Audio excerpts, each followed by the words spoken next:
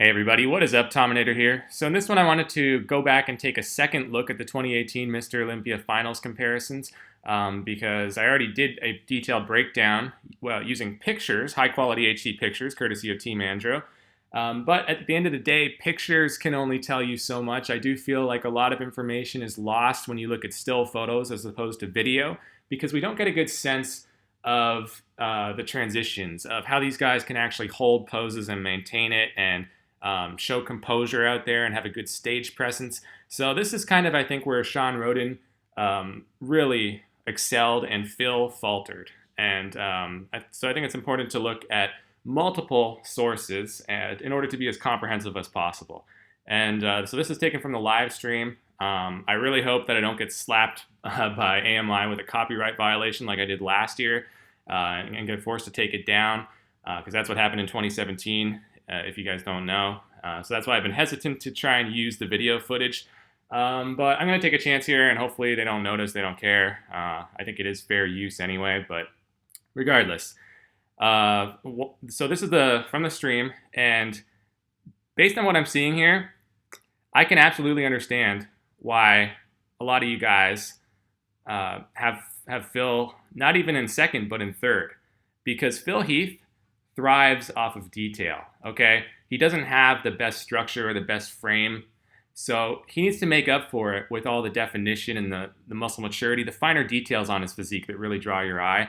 And a lot of that is lost here. I have to say, go compare this version of Phil Heath, like what you're seeing right here, and then go back to my previous video and look at the pictures. I think it's almost night and day. Like it's definitely much better for Phil in the pictures than it is here in the videos. So I'm going to get down and kind of break down the poses. They called them out for a second time in a row, so I'm just kind of speaking in generalities right now. So I will get into a more detailed analysis when they call them out the second time. But for now, suffice it to say that, I think that the video footage, I'm not going to say it doesn't do Phil justice because they're all in the same boat here. I mean, everybody's not showing quite as much detail, but I think in Phil's case it hurts him especially because that's really what makes his physique. That's where he really shines because, like I said, he doesn't have the best structure, the best frame.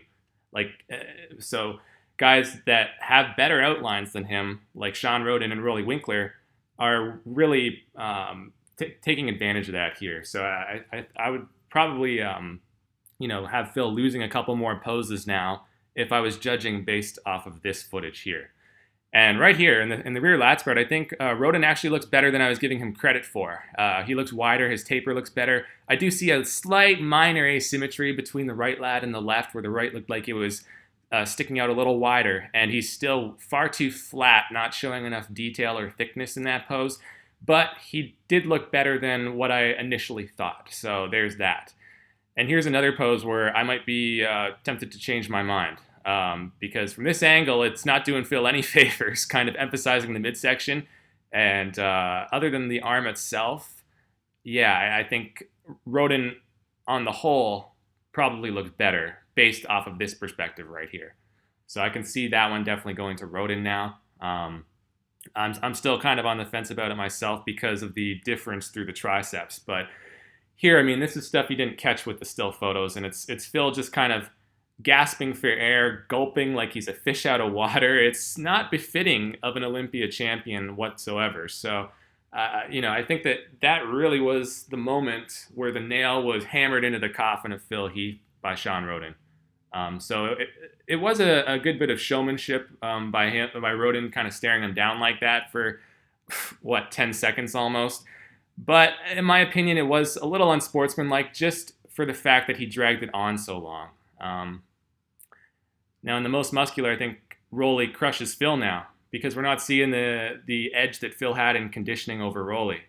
And Rolly's just so much wider through the shoulders and, he's overall bigger and he looks more impressive than Phil right there.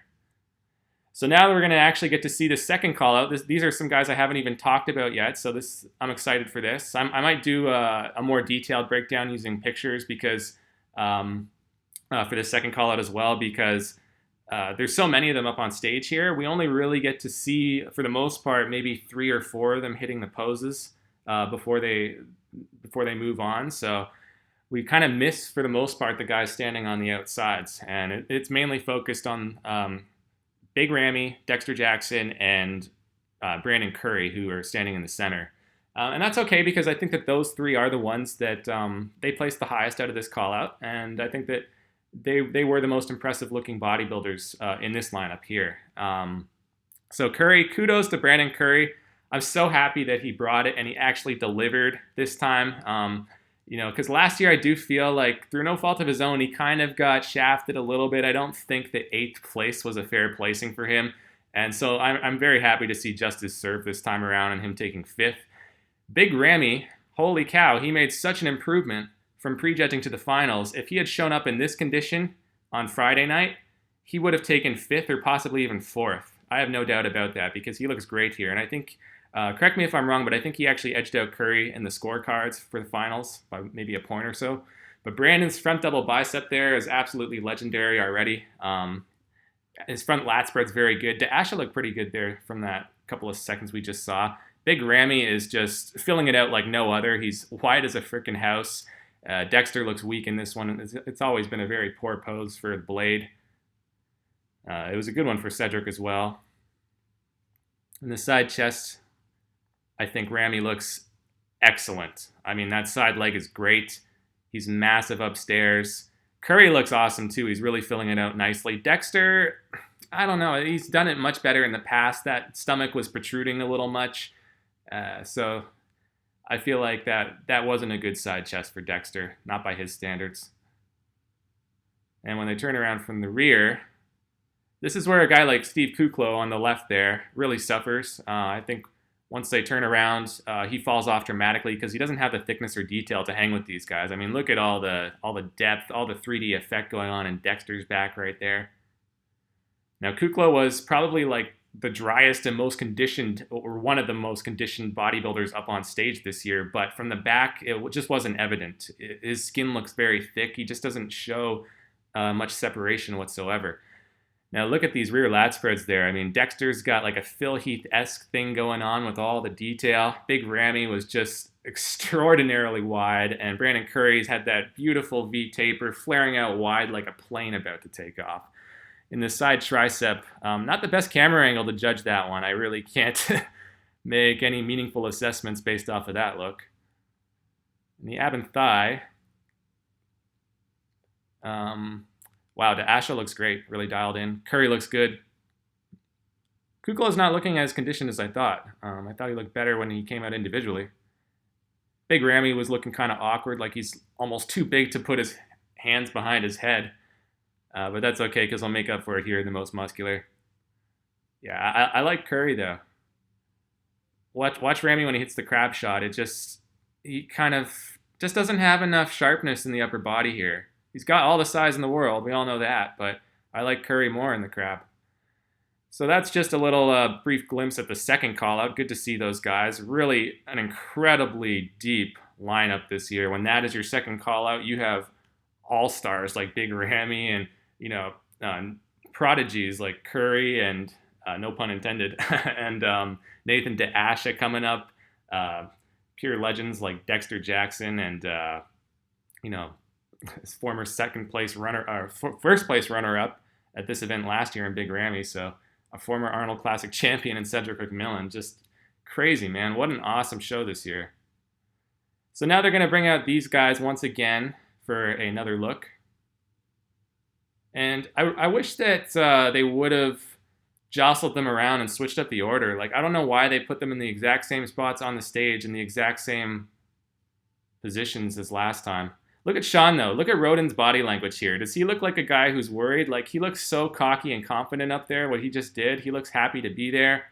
And in comparison to Phil, who looks often very winded and just uncomfortable, yeah, you know what? Based on this look, guys, I would give it to Rolly, hands down. Hands down. Because he has the best outline. He's got the best shape. He's got those otherworldly proportions like a freaking caricature. But still, I'd go with Rodin on the front lat spread. I think he's got the best X-frame, the best V-taper. Rolly's close second. I would actually have Phil ahead of Bonac in this one here. I had Bonac before Phil and based off of pictures. In the side chest, I still think Phil takes this. His arms, The roundness through his delts and pecs and everything is too much for Roden to handle, even though Roden beats him quite soundly in the lower body.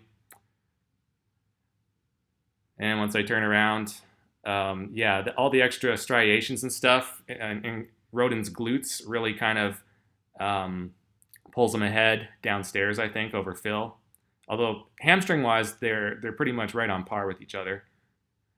In the back double, even though we don't get a head-on angle, we all know the deal. Phil is winning this still, and I would have Bonac in second. I would keep the order the same as what I had it before. Roden third. Roden does have really massive traps from the back, but his lats are very lackluster compared to Phil's and Williams. So, but look at that Christmas tree. You see that Christmas tree right there as he was drawing back to prepare for this rear lat spread. Unfortunately, once he actually hits the pose, all detail is lost and he looks really flat and smooth, and Phil still dominates that one. Now, here we'll get another look at the side tricep. Maybe I can make up my mind on this. I really do feel this one could go either way, depending on if you're looking more at the physique as a whole versus if you're putting more emphasis on the arms itself. Because I think Roden's body, obviously the midsection, is just vastly superior. I love William in that one, though, too. I would probably go with William as the winner. And then it's such a toss-up. I'm very conflicted as to whether I want to go with Phil or Roden on that one. But I can definitely see a strong argument for Shawn Roden winning. In the ab and thigh, obviously, we all know who this one's going to. And I like Rolly more than Phil because he's got just much cleaner looking abs and a little bit tighter through the obliques. And here we're going to see a most muscular. Look at Phil just really gasping. You would think that training out in Denver, Colorado at that high altitude, he'd be the one most likely to have the best cardiovascular health, for lack of a better word, and he'd be the most comfortable up there with limited oxygen or whatever's going on. You'd think he'd be able to cope the best, is my point, but evidently not. So when they zoom in more like that, like now, Phil, you don't see the detail as much. They really need to zoom in this camera to capture what's going on with in Phil's legs and his arms and everything. But still, I like Rolly and Roden in that shot more based on this video footage. And yeah, once again, that midsection on Phil is just absolutely ruining the pose for him. I mean, there's nothing he can do about his lack of width through the shoulders, but there's definitely something, hopefully, he can do about that gut.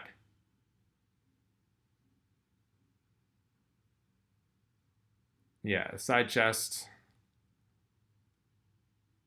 I do think Roden looks very polished, very statuesque in this one, as he does in most of the poses. But from a muscularity standpoint, Phil's smoking him still in that one, so.